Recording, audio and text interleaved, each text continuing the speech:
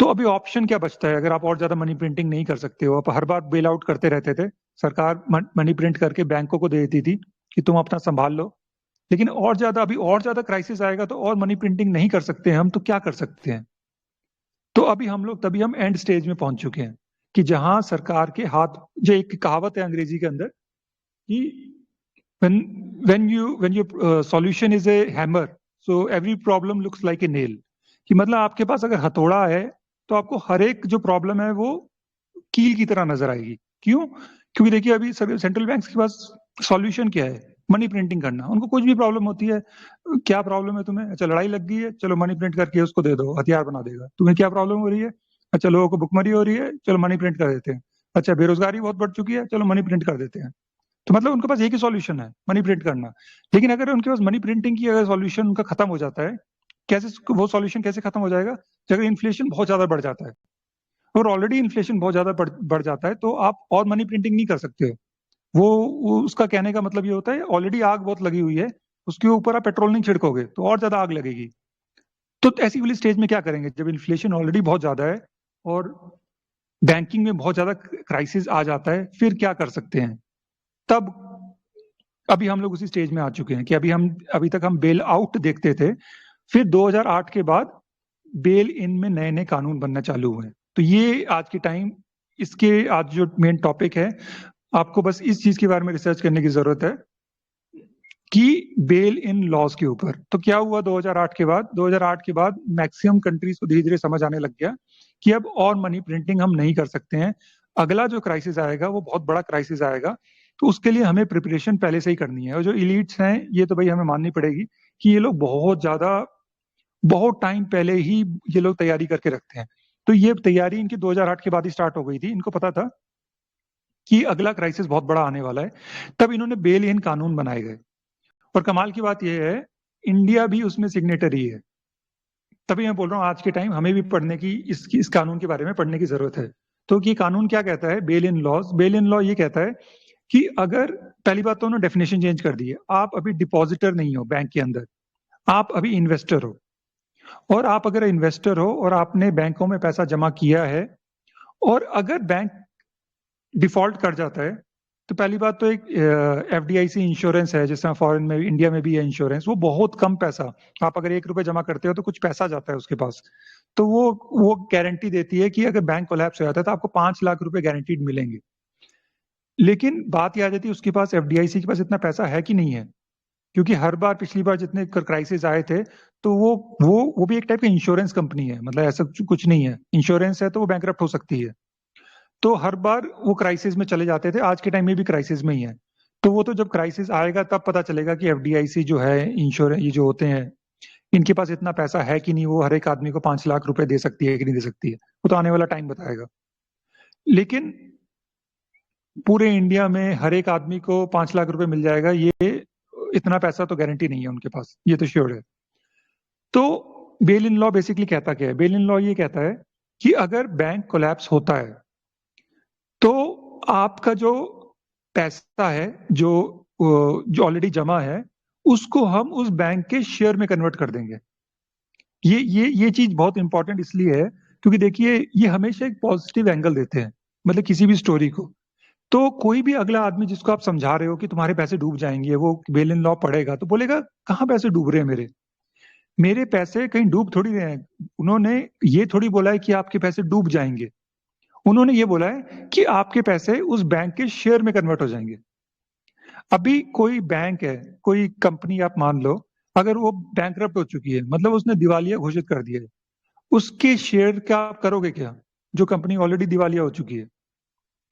तो ये चीज मैं वही बोल रहा हूँ कि लोगों को शायद समझने में, और जो लोग बहुत पॉजिटिव सोच रहे हैं आज के टाइम में, उनको ऐसा नहीं है कि जब बैंकिंग कोलैप्स होगा तो उनको समझ आ जाएगा। वो शायद उसमें भी पॉजिटिव एंगल में सोचते रहेंगे कि बैंक अगर बोले कि भाई जिस तरह हम जैसे सोच रहे हैं, और काफी लोग जैसे डिस्कस कर रहे हैं हम लोग कि जो क्राइसिस होगा वो किसी फ्राइडे को आएगा, सैटरडे को छुट्टी रहेगी, संडे को छुट्टी रहेगी, तब तक इनके पास टाइम रहेगा। टाइम इसलिए रहेगा क्योंकि हर एक बैंक के ब्रांचेस में लॉकर्स हैं, ये है वो है, तो सबको सेंट्रलाइज कंट्रोल करना है, उसके लिए टाइम चाहिए रहेगा। तो सैटरडे छुट्टी रहेगी, संडे छुट्टी रहेगी, मंडे को ये बोल देंगे, बैंक को बोल देंगे कोई महामारी आ गई है, ये आ गई है, वो आ गई है, तो बैंक नहीं खुल सकता है। तो ज्यादा जैसे पिछली महामारी में बैंक खुले थे, इस महामारी में 100% बैंक नहीं खुलेंगे। तो जैसे आप मान लीजिए मंडे आ गया, ट्यूसडे आ गया, वो बैंक नहीं खोल रहे हैं, तो लोग उसमें भी पैनिक मेरे हिसाब से उतना ज्यादा नहीं होंगे। थोड़ा थोड़ा पैसा ये लोग अलाउ करेंगे कि थोड़ा थोड़ा पैसा निकाल लो, लेकिन तब भी जब इनको पता लगेगा कि भाई बेल इन लॉ इनएक्ट हो चुका है, तो बेल इन लॉ में भी उनको ये बताया जाएगा कि आपका पैसा डूब नहीं रहा है, आपका पैसा इस शेयर में कन्वर्ट कर दिया गया है। अभी आपके जिसमें कोई पीएनबी बैंक है या कोई भी बैंक है, अगर कोई उसके साथ क्राइसिस आता है, तो बेल इन लॉ के मुताबिक ये है कि फिर उसके आपको शेयर मिल जाएंगे। लेकिन वो धीरे धीरे लोगों को समझ आएगा कि भाई हम इसका शेयर का करेंगे क्या, जब उसकी शेयर की कोई कीमत ही नहीं है। तो ये चीजें बहुत जरूरी है, क्योंकि देखिए लोगों को धीरे धीरे डाइजेस्ट होने में शायद टाइम लगेगा, लेकिन जब तक चीजें उनको आ चुकी होंगी, समझ आ चुकी होगी, तब तक ऑलरेडी बहुत देर हो चुकी होगी। और पहली बात तो चलो, आप पहली पहली चीज तो ये, आप बेल इन लॉ के बारे में आप लोग थोड़ा रिसर्च कीजिए, तब थोड़ा सा श्योरिटी आएगी। दूसरी एक और चीज है कि आज के टाइम इतनी प्रॉब्लम आ क्यों रही है। देखिए पहली बात तो ये है कि आपके सामने है कि अभी आप आसपास देखो, आप आसपास क्या देख रहे हो कि इंटरेस्ट रेट बढ़ चुके हैं काफी ज्यादा। आपके हर एक रिश्तेदार में कोई ना कोई ऐसा होगा जिसने लोन लिया होगा। अब इंटरेस्ट रेट इंडिया के अंदर बहुत ज्यादा नहीं बढ़ा है, लेकिन उसके बावजूद भी लोग बहुत स्ट्रेस में आ चुके हैं जिन्होंने लोन ले रखा है। तो उसकी वजह से क्या हो रहा है, ये आप एक होता है एक के बाद एक डोमिनो इफेक्ट बोलते हैं इसे, कि ये अपने आप एक के बाद एक चीजें गिरती रहती है। जिस तरह आप अभी देखिए, अभी इंटरेस्ट रेट बढ़ा दिया बैंक ने, उसका इफेक्ट क्या आएगा कि अभी लोगों को ज्यादा पैसा देना पड़ेगा बैंक को। अगर लोगों को ज्यादा पैसा देना पड़ेगा बैंक को, तो काफी लोग पैसे नहीं दे पाएंगे। जब पैसे बैंकों को नहीं मिलेंगे, तो बैंक क्या करेगी, ऑक्शन करेगी। तो ऑक्शन करेगी तो कई लोग को तो जो हो सकता है कि ऑक्शन में बैंकों को पैसा मिल जाए। कई वाली सिचुएशन में बैंकों को नहीं मिलेगा पैसा, जिस तरह बोलते हैं एनपीए घोषित कर दिया, इतने सारे बैंक को लोन, जितने लोन थे राइट ऑफ करने पड़े। आपने सुना होगा ये, बहुत इतने लाखों करोड़ों को राइट ऑफ करने पड़े इस साल। तो क्या हुआ, अल्टीमेटली बैंकों को पैसा नहीं मिला। तो बैंक एक बिजनेस है, अगर घाटे में जा रहा है तो वो सबको दिख रहा है। अभी के टाइम आप अगर गूगल में सर्च करो कि बैंक ने इस बार कितने एनपीए, पिछले 70 साल में सबसे ज्यादा एनपीए क्या इस साल में था, तो आपको आ जाएगा। हाँ, अभी रिसेंटली बैंक बहुत, अभी एनपीए बहुत ज्यादा हो चुका है, नॉन परफॉर्मिंग एसेट्स बहुत ज्यादा हो चुका है। बैंकों को कितना लोन राइट ऑफ करना पड़ा उस इसी टाइम, यही वाला टाइम होगा। तो कुल मिला के क्या मतलब आ रहा है, कुल मिला के ये मतलब आ रहा है बैंकों को घाटा पड़ रहा है बहुत ज्यादा। तो ये आज के टाइम बहुत क्लियर है कि बैंक आज के टाइम बहुत ज्यादा स्ट्रेस में है। दूसरा एक और पॉइंट है, वो आ जाता है प्रॉपर्टी मार्केट। तो बैंक तो पहली बात हाई इंटरेस्ट रेट की वजह से बहुत ज्यादा स्ट्रेस में है। दूसरा जो आ रहा है कि जो प्रॉपर्टी मार्केट है वो डायरेक्टली लिंक्ड है बैंकिंग कोलैप्स से। कैसे कि बैंक आज के टाइम अगर किसी को लोन देती है, जिस तरह आप आज के टाइम देखते हो कि आपको कुछ कोई भी चीज करना है, बिजनेस करना है, कुछ भी करना है, तो आपकी बैंक क्या बोलती है कि आप अपने प्रॉपर्टी के कागज लेके आओ हमारे पास। जैसे 10 लाख रुपए की आप प्रॉपर्टी के कागज जमा करा दो, उसकी आप सीए से वैल्यूएशन करा दो कि उसकी प्रॉपर्टी की आपकी कीमत 10 लाख रुपए है, और 7 लाख रुपए लोन ले लो और आप अपना बिजनेस करो। तो बेसिकली काम तो इसी तरीके से करता है। तो लेकिन बेसिकली हुआ क्या कि आपके सारे कागज बैंकों के पास जमा है।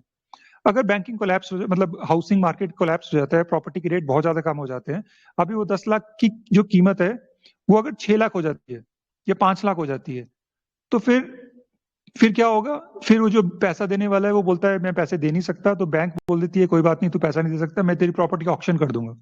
प्रॉपर्टी ऑक्शन मार्केट में उसे बेचने की कोशिश करती है, कोई खरीदने को तैयार ही नहीं है, लोगों के पास पैसा ही नहीं है। जो आज के टाइम आप सिचुएशन देख रहे हो कि लोगों की लिक्विडिटी बहुत कम हो चुकी है। अगर ऑक्शन में लोग खरीदने को तैयार नहीं है, तो फिर अल्टीमेटली क्या होगा, अगर वो 10 लाख के जो कीमत थी, बैंक ने लोन दिया उसको 7 लाख का, लेकिन अल्टीमेटली बेचने गई बैंक तो उसे मिला 5 लाख रुपए, तो बैंक को तो घाटा हो गया 2 लाख रुपए।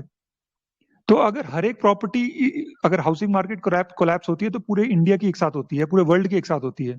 मतलब जब ये मंदी आती है तो पूरे दुनिया में एक साथ आती है। 2008 में जो मंदी आई थी, पूरी दुनिया में आई थी वो, कोई भी कंट्री बचा नहीं था। इंडिया में भी रियल एस्टेट की मार्केट बहुत ज्यादा गिरी थी। आप कोई भी बिल्डर उठा लो, आप लिस्ट निकालो, अल्ट्राटेक हो गया, सुपर टेक हो गया, पता नहीं कितने सारे बिल्डर्स हैं 2008 में उनकी सबकी रीढ़ की हड्डी टूट गई थी और बहुत सारे बैंकरप्ट हो गए थे। आपके भी नोन बहुत सारे लोग होंगे जिन्होंने बहुत सारे फ्लैट्स खरीदे होंगे और 2008 की मंदी के बाद उनका कंस्ट्रक्शन बंद हो गया था, जिन्होंने पहले फ्लैट करते हैं। बाद में फिर केस चलते रहे, अभी तक केस चल रहे हैं बहुत सारे लोगों के जिनके पैसे फंसे हुए हैं। तो जो ये मंदी आती है और ये हाउसिंग मार्केट कोलैप्स होता है, डायरेक्ट असर बैंकिंग कोलैप्स में आता है। इसका एक अच्छा एग्जांपल है 2008 का। 2008, अब इसके बारे में थोड़ा रिसर्च करेंगे तो 2008 बेसिकली जिस तरह 2000 का जो क्रैश आया था 2000 का, उसे डॉट कॉम बबल कोलैप्स बोलते हैं। बेसिकली वो टेक सेक्टर का कोलैप्स था। टेक सेक्टर मतलब ये वही अमेजोन, गूगल, फेसबुक, ये टेक सेक्टर आता है। तो 2000 में जो क्रैश हुआ था वो टेक सेक्टर का कोलैप्स था। 2008 में जो कोलैप्स हुआ था वो हाउसिंग मार्केट कोलैप्स था।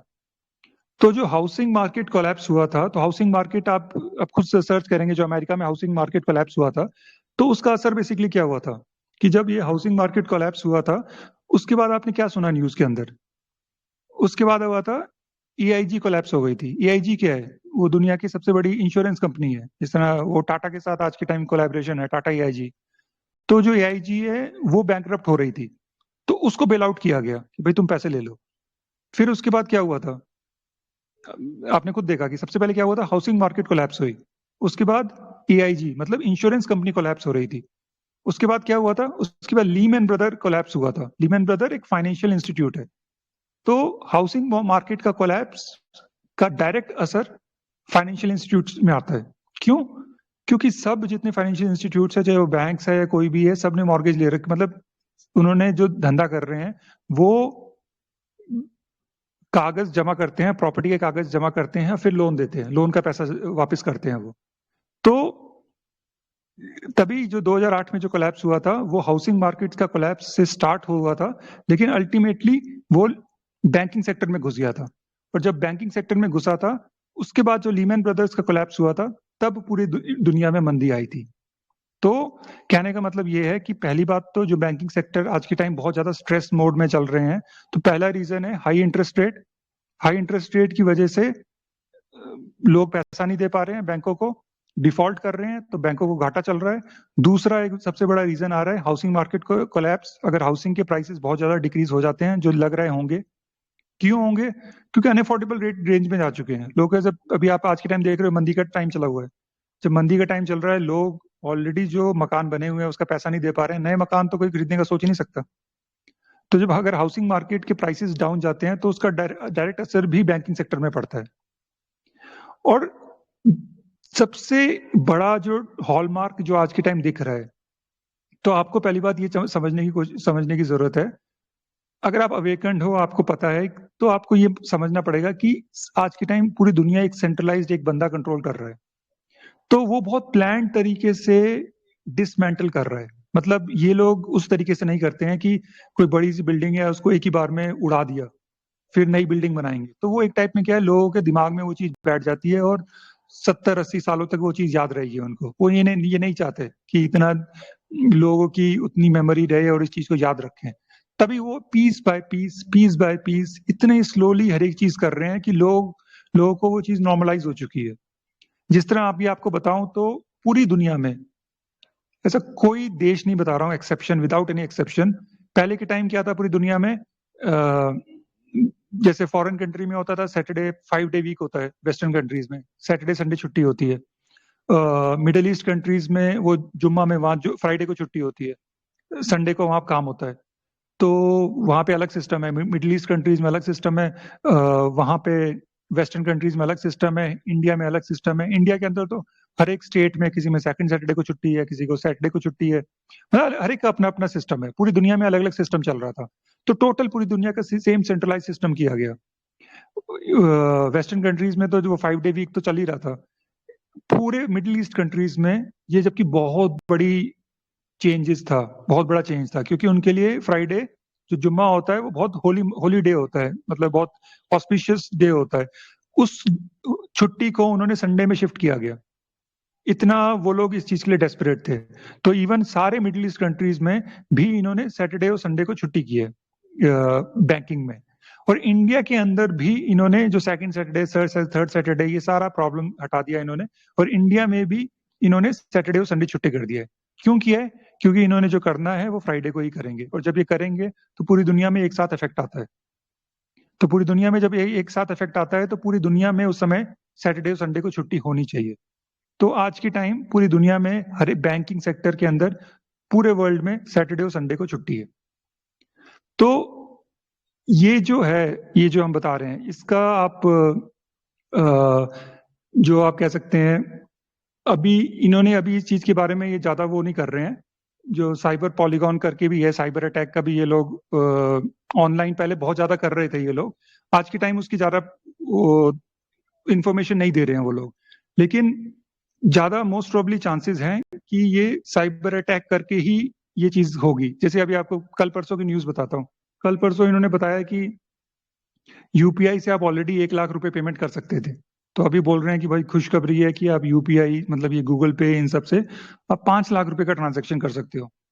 तो ऑलरेडी इतने ज्यादा स्कैम हो रहे हैं।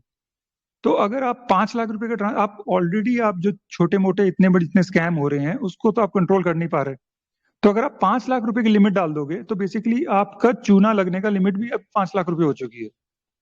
और 99% लोग 1 लाख 2 लाख रुपए ट्रांजेक्शन नहीं करते हैं, कोई नहीं कर रहा। आज के टाइम आपने कभी रिसीव किया आज तक कि गूगल पे में आप 3 लाख रुपए आप रिसीव कर रहे हो? तो ऐसे नॉर्मली कोई नहीं करता है, आम जनता नहीं कर रही है। तो कोई बहुत बड़े बिजनेसमैन होंगे, इंडस्ट्रियलिस्ट होंगे, वो लोग शायद ट्रांजेक्शन करते होंगे। तो बेसिकली फायदा किसको हो रहा है? ये लोग फ्रॉड रोक पा रहे? नहीं रोक पा रहे, लेकिन उन्होंने लिमिट बढ़ा दी। तो इसकी वजह से प्रॉब्लम, इसकी वजह से क्या होगा? अगर आपकी लिमिट यूपीआई की 1 लाख रुपए से 5 लाख रुपए कर दी है, तो बेसिकली है तो ये सारे प्राइवेट कंपनी है, गूगल पे ये सब, इनका कोई ऑफिस तो है नहीं जहाँ पे आप अपना सर मारोगे बाद में। अगर आपका गूगल पे में पैसा नहीं आता है, रिसीव नहीं होता है, तो आप कहाँ सर मारोगे? कहीं सर मारने की जगह तो है नहीं। पर आपकी लिमिट अभी हो चुकी है 1 लाख से 5 लाख रुपए, तो अगर आपका चूना लगने की लिमिट भी 5 लाख रुपए हो चुकी है। तो बेसिकली चीज ये है कि, और जिस तरह हम बात भी कर रहे थे और काफी लोग सोच रहे होंगे कि भाई बैंकिंग सेक्टर अभी तक बिल्कुल नॉर्मल चल रहा है, ऐसा कुछ है नहीं। तो वही मैं आपको बता रहा हूँ, आप थोड़ा सा रिसर्च करो इस चीज के बारे में। एक छोटा सा एग्जांपल देता हूँ आपको कि अमेरिका का जितना इतिहास है, अमेरिका का पूरा इतिहास आप निकाल के देखोगे तो टॉप 5 बिगेस्ट बैंकिंग कोलैप्स आप देखो अमेरिका का, आप निकालो तो जो नंबर 1 में आएगा सबसे बड़ा बैंक जो अमेरिका का कोलैप्स हुआ है, वो हुआ है 2008 में। और फिर दूसरे नंबर पे जो सबसे बड़ा बैंक कोलैप्स हुआ है अमेरिका का, तीसरे नंबर पे, चौथे नंबर पे, ये सारे के सारे बैंक पिछले 4-5 महीने में कोलैप्स हुए हैं। तो अमेरिका के इतिहास के सबसे बड़े बैंकिंग कोलैप्स जो हुए हैं अभी तक, वो मैक्सिमम दूसरे नंबर पे, तीसरे नंबर पे, चौथे नंबर पे, वो तीनों के तीनों पिछले 4-5 महीने में कोलैप्स हुए हैं। तो एक्चुअल में ये सारी चीजें हो रही हैं। जिस तरह वैक्सीन की इंजरीज हैं वो दिख रही हैं, सबको दिख रही हैं, लेकिन नहीं देखने वाले को नहीं दिखाई दे रहा है, देखने वाले को सब कुछ दिखाई दे रहा है। वैसे बैंकिंग कोलैप्स के अंदर है, सारे कानून बन चुके हैं। कोई शक है इस चीज के लिए? नहीं। आप ऑनलाइन सर्च कर लो, बेल इन लॉज चेक कर लो, ये चेक कर लो कि इंडिया ने साइन किया है उस चीज में। हाँ किया है। और कमाल की बात यह है कि ये लोग, पहली बात, ये लोग बिल्कुल साइंस को फॉलो करते हैं। ये लोग कानून बनाते हैं, फिर कानून बनाते हैं, फिर उसके बाद एक पायलट स्टडी करते हैं किसी कंट्री के अंदर। जब उसमें पायलट स्टडी में अप्लाई अच्छा काम करता है, फिर वो पूरे वर्ल्ड में अप्लाई करते हैं। तो बेसिकली साइंस भी इस तरीके से काम करती है। तो इन्होंने जब ये कानून बनाया था 2008 के बाद बेलियन कानून बनाए गए थे। फिर इन्होंने ये साइप्रस, एक छोटा सा कंट्री है यूरोप के अंदर, 2013 में इन्होंने साइप्रस में वो इसे बेलियन लॉस को वहां पे इनेक्ट किया गया था। और हर एक आदमी के सारे पैसे उसमें जब्त हो गए थे। फिर बहुत लिमिटेड पैसा ही आपको अलाउ किया जा रहा था कि इतना ही पैसा आप निकाल सकते हो। और उनके पैसे दोबारा नहीं मिले उनको, उनके पैसे डूब गए, उनके पैसे शेयर्स में कन्वर्ट कर दिए गए। तो ये ऑलरेडी, ऐसा नहीं है कि बेल इन लॉ हवा हवा वाली बातें हैं, ऐसा कभी होगा नहीं। ये ऑलरेडी एक कंट्री में अप्लाई कर चुके हैं। और अभी के टाइम हर एक देश का, मतलब मोटे मोटे जितने G20 कंट्रीज है, तो G20 कंट्रीज में इंडिया भी आता है। तो इंडिया ने भी इसमें साइन किया हुआ है। तो इंडिया में भी बेल इन लॉ अप्लाइड है। तो आपके सामने है सब कुछ। अगर आप कानून के हिसाब से देखा जाओ तो बेल इन लॉ बन चुके हैं। अगर आप उनकी बैलेंस शीट निकाल लो बैंक्स की, तो वो मुंह खोल के खुद बोल रहे हैं कि भाई एनपीए जो है, नॉन परफॉर्मिंग एसेट्स, पीक पे चल रहे हैं। और लोन राइट ऑफ पीक में चल रहे हैं कि उनको राइट ऑफ करने पड़ रहे हैं, पैसा मिल नहीं रहा है। और जो ये भाग जा रहे हैं माल्या वाले, ये भी पीक में चला हुआ है, नुकसान उनकी उनकी वजह से जो नुकसान है वो भी पीक में चला हुआ है। और हाउसिंग मार्केट, उसकी हालत खराब ही है। अभी आज के टाइम अगर बैंक्स ऑक्शन करने के लिए जाती है तो प्रॉपर्टी के रेट्स उतने अच्छे नहीं मिल रहे हैं बैंकों को, तो बैंकों को क्या हो रहा है, घाटा हो रहा है। हाई इंटरेस्ट रेट की वजह से लोग पैसा नहीं दे पा रहे हैं बैंकों को, तो हर एक तरीके से बैंक स्ट्रेस मोड में चल रहे हैं। तो ये चीज है कि अभी अभी के टाइम, आप वही मैं बता रहा हूँ, अगर आप देखना चाहो तो आपको हर एक चीज दिखाई दे रही है। कानून बन चुके हैं और बैंक कोलैप्स ऐसा हो रहे हैं, आपके सामने हो रहे हैं। आप लेबनान का एग्जांपल देख लो। लेबनान में क्या बोल रहे हैं, वो बंदूक लेके चले जा रहे हैं अपने उसके अंदर कि भाई हमारे हमारे वो एक आपने देखा होगा, अगर आप वीकेंड कम्युनिटी में हो तो आपने देखा होगा कि एक लेडी थी, वो उसकी कोई रिलेटिव कैंसर का ट्रीटमेंट चल रहा है, तो बंदूक लेके चली गई थी, बोल रही थी मेरे मेरे अकाउंट से मेरा ही पैसा दो। तो ये बेसिकली ऐसे कोई हवा वाली चीजें नहीं है। ऑलरेडी बहुत सारी कंट्रीज ने लेबनान के अंदर भी बेलियन लॉज लगा रखे हैं उन्होंने। लोग अपने अकाउंट अपने बैंक से पैसा नहीं निकाल पा रहे हैं। अब मेन स्ट्रीम न्यूज में ऑब्वियसली ये चीज नहीं बताएंगे। देखिए, ये सारी चीजें कॉन्फिडेंस गेम होती है। अगर लोगों का कॉन्फिडेंस जिस दिन टूटेगा तो पूरी दुनिया का एक साथ ही टूटेगा। और ये चीज, सारी चीज, ये अभी के टाइम हम जो फेस कर रहे हैं, ये 1929 का रिपीट है। 1929 का आप मान लीजिए, हम एग्जैक्ट रिपीट मोड में चल रहे हैं अगर हम लोग डिप्रेशन में जा रहे हैं तो। और लग तो ऐसा रहा है कि हम डिप्रेशन में जा रहे हैं। तो 1920s में भी ऐसा ही हुआ था। 1920s में बहुत ज्यादा मनी प्रिंटिंग हुई थी। सबको लग रहा था यार कि दुनिया सबसे बढ़िया चल रही है। जैसे आज के टाइम आप देख रहे हो, मनी प्रिंटिंग ज्यादा होती है तो सेंसेक्स भी, इन्फ्लेशन आता है। इन्फ्लेशन आता है, लोगों की सैलरी ज्यादा बढ़ जाती है, महंगाई ज्यादा बढ़ जाती है, सेंसेक्स भी ऊपर चले जाता है, बॉक्स ऑफिस कलेक्शन बहुत ज्यादा होने लग जाता है, सब लोग करोड़ों करोड़ों में कमा रहे होते हैं। तो वैसे ही रोरिंग ट्वेंटीज भी था। 1920s जो अमेरिका के अंदर था। फिर 1929 में एकदम स्टॉक मार्केट क्रैश हुआ था। स्टॉक मार्केट जब क्रैश हुआ था, उसका नेक्स्ट स्टेप था बैंकिंग कोलैप्स।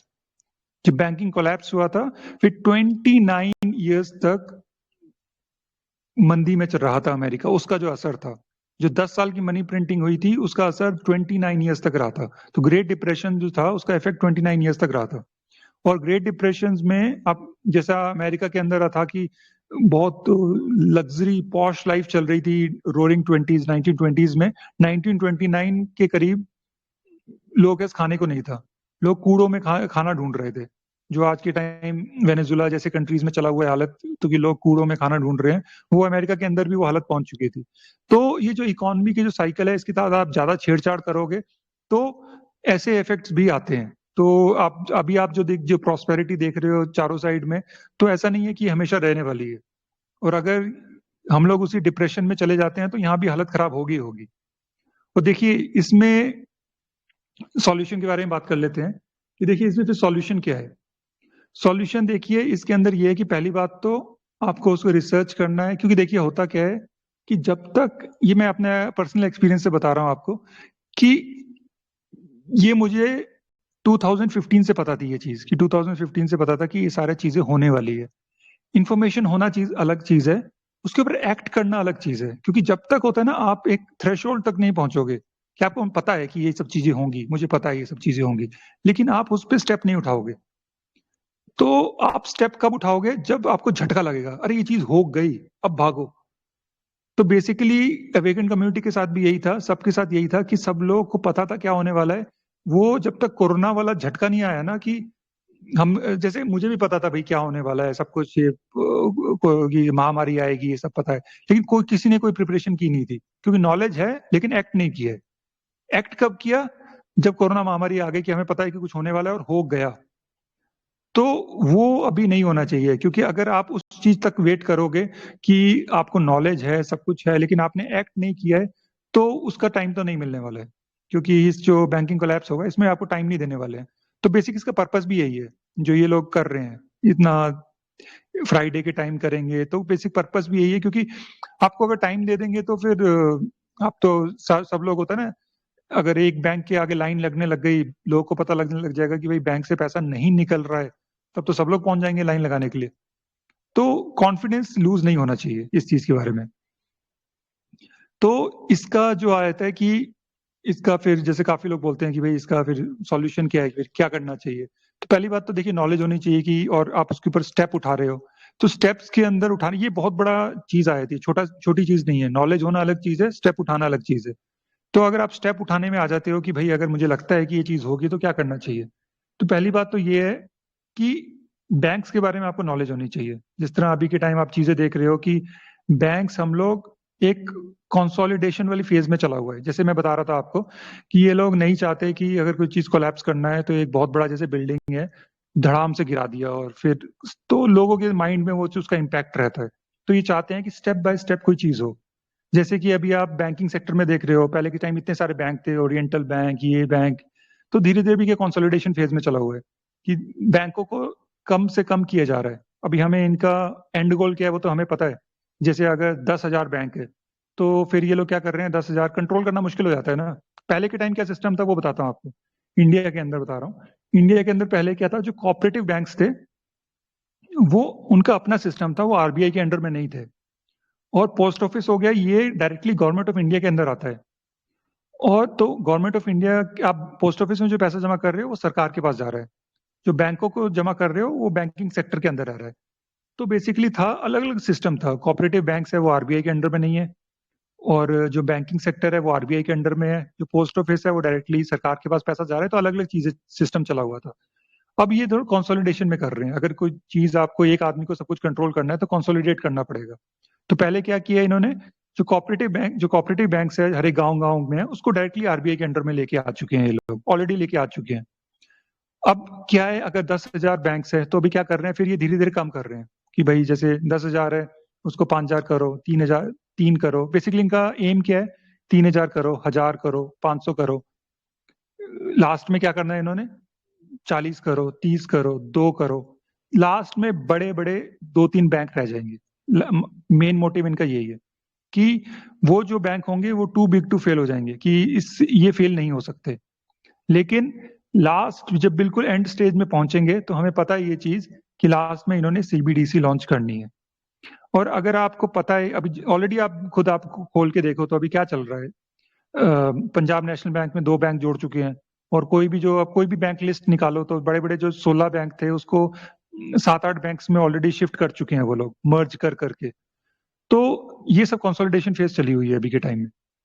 तो बेसिकली इनका एंड गोल क्या है कि लास्ट में जो 2-3 बड़े बड़े बैंक रह जाएंगे, फिर इन्होंने, ये बेसिकली कॉमन सेंस है, आप थोड़ी सी भी इंफॉर्मेशन इसके बारे में पढ़ते हो, फिर इन्होंने ये ऑलरेडी बता चुके हैं हमें सीबीडीसी लेके लेके आना है। वो सीबीडीसी किसका, वो बैंक है, वो सीबीडीसी डायरेक्टली वो आरबीआई की ऐप है। तो अगर आरबीआई आरबीआई की ऐप आप डायरेक्टली मोबाइल फोन में यूज कर रहे हो, आप डायरेक्टली आरबीआई से डील कर रहे हो, तो आपको बैंकों की जरूरत क्या है। फिर वो जो 2-3 बड़े बैंक रह जाएंगे उनकी भी कोई इंपॉर्टेंस नहीं रह जाएगी। अगर आप, अभी का सिस्टम चला हुआ है, फिर 2 टाइप के सिस्टम चलने लग जाएंगे। 2 टाइप के सिस्टम कौन से, कि एक तो आरबीआई जिस तरह एसबीआई को पैसा दे रही है, एसबीआई आपको पैसा दे रहा है। और दूसरा सिस्टम क्या है, सेंट्रल बैंक डायरेक्टली आपको पैसा दे रहा है और आप डायरेक्टली सेंट्रल बैंक को दे रहे हो। तो वो तो फिर कॉमन सेंस है कि आप बाईपास कर रहे हो। जो सीबीडीसी है वो डायरेक्टली बैंक का कंपिटिटर है। तो अभी के टाइम जो सीबीडीसी लॉन्च हो चुकी है वो बैंक के कंपटीशन में है, और वो लोग कंपटीशन कभी नहीं चाहेंगे, क्योंकि बेसिकली सेंट्रल बैंक्स का ही हर एक जगह पूरी दुनिया में कंट्रोल है। तो वो सेंट्रल बैंक्स क्यों चाहेंगे कंट्रोल होना, उनसे compete करना।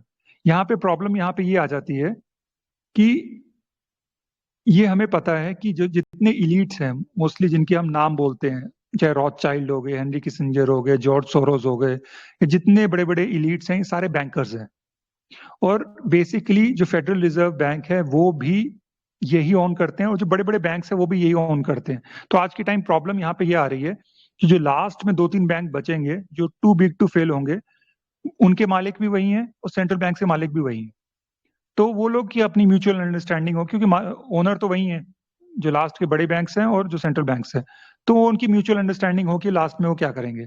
लेकिन अल्टीमेटली इनका तो प्लान यही है, जो हम सबको पता है, कि लास्ट में जो टू बिग टू फेल होंगे वो भी फेल हो जाएंगे, और लास्ट में सीबीडीसी अकेला ऑप्शन रहेगा कैश तो आपके सामने है, नोट कोई बड़ा बचा नहीं है, बस एक ही नोट बचा है, 500 रुपए का नोट, उसके जाने की देर है।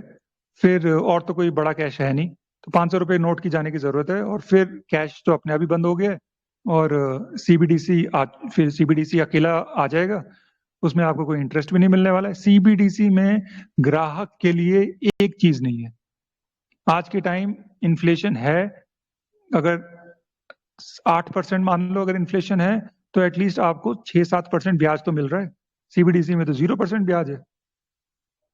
तो सीबीडीसी नॉर्मल सिचुएशंस में सक्सेस कर ही नहीं सकता, क्योंकि वो आपके लिए बनाया ही नहीं गया है। वो किस सिचुएशन के लिए बनाया गया है, जहां पे आपको मजबूरी में डाउनलोड करना पड़ेगा, और मजबूरी में वो आपके लिए वो एक टाइप का गुलामी वाली जंजीरें हैं आपके लिए, और वो आप लोग को जबरदस्ती पहनाई जाएगी। कैसे पहनाई जाएगी कि आप प्रॉब्लम रिएक्शन सॉल्यूशन वाली बात है कि जब क्राइसिस आएगा, लोगों के पास खाने को कुछ नहीं होगा, और तब लोगों के पास ऑप्शन नहीं होगा, फिर रिएक्शन होगा, लोग पैनिक करेंगे, फिर सॉल्यूशन दिया जाएगा कि आप सीबीडीसी डाउनलोड करो। सीबीडीसी डाउनलोड करो, फ्री का पैसा, यूबीआई की ऑलरेडी आज के टाइम लत लग चुकी है सबको। आज के टाइम कौन सा ऐसा स्टेट है जो फ्री पैसा लोगों को नहीं प्रॉमिस कर रहा है? आज के टाइम, आज से 4 साल पहले किसी से पूछते कि भाई वृद्ध पेंशन तो समझ आता है, भाई आप महिलाओं को पेंशन दोगे, आप इनको पैसा दोगे, 5,000 दोगे, 10,000 दोगे, जिसके मुंह में आ रहा है उतना पैसा बोले जा रहा है। तो बेसिकली आज की 4 साल पहले तो कोई सोच नहीं सकता था, लेकिन आज के टाइम सब लोग इस चीज को बिलीव भी कर रहे हैं कि भाई पैसा हमें मिलना भी चाहिए। तो यूबीआई की आदत भी लग चुकी है लोगों को। तो जब यूबीआई की आदत लग चुकी है, तो फिर सीबीडीसी में ही आपको पैसा मिलेगा। और अगर जो 2-3 लोग रेजिस्ट कर भी रहे हैं कि सीबीडीसी डाउनलोड नहीं भी करते हैं, कि भाई हमें नहीं डील करना सीबीडीसी के साथ, तो फिर धीरे धीरे अगर आपके स्मार्ट मीटर लग जाएगा, स्मार्ट मीटर में वो लोग अभी ऑनलाइन पेमेंट करो आप, ऑनलाइन पेमेंट में अगर केवल मात्र जिस तरह फास्टैग वाली सिस्टम में देख रहे हो कि कैश भी आप दे सकते हो, लेकिन कैश को आपको डबल पेनल्टी में देना पड़ेगा। तो फास्टैग वालों को आप आधा रेट पड़ रहा है, नॉर्मल रेट पड़ रहा है, कैश पहली बात तो कैश की लाइन ही नहीं है, अगर देना पड़ेगा तो डबल रेट देना पड़ेगा। तो वैसे अगर ये उसके साथ कर देते हैं, तो आपको जो पनिश कर रहे हो आप लिटरली, तो और अगर ऑप्शन देंगे ही नहीं तो आपको करना ही पड़ेगा, वरना आपकी बिजली चली जाएगी। अगर आप ऑनलाइन पेमेंट करते हो, उसके अंदर आपको ऑप्शन में केवल सीबीडीसी का ऑप्शन आता है, कैश का